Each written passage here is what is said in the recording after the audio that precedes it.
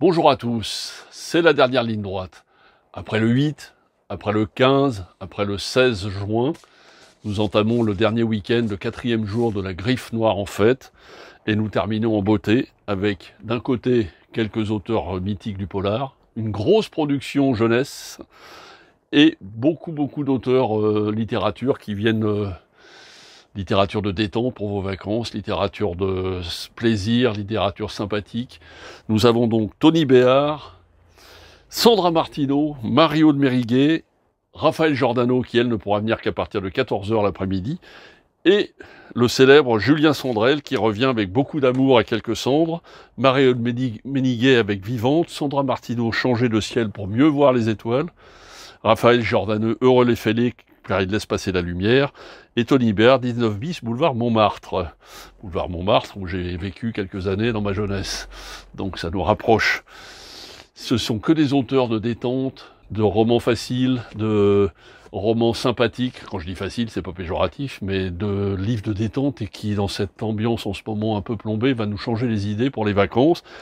Et pour terminer avec la littérature, nous aurons aussi une de nos auteurs fétiches et surtout un des gros coups de cœur de Gérard et de toute la librairie depuis le mois de septembre, j'ai nommé Aurélie Tramier avec son superbe roman La Bien-Aimée. Alors là, effectivement, c'est moins de la détente, mais c'est un livre absolument palpitant, captivant et essentiel en ce moment. Du côté du polar, 4 pointures. Le célèbre René Manzor, avec L'ombre des innocents. René, on ne le présente plus, il fait partie de la famille de la Griffe. Antoine Renan, qui revient avec son Empathie, tome 2, qui est aussi, voire plus, terrifiant que son premier. Jacques Sausset, qu'on ne présente plus, Jacques Sausset, le motard, le gars le plus sympa de la Terre, qui nous revient avec Ce qu'il faut de haine, un thriller absolument terrifiant, palpitant et sûrement un de ses meilleurs.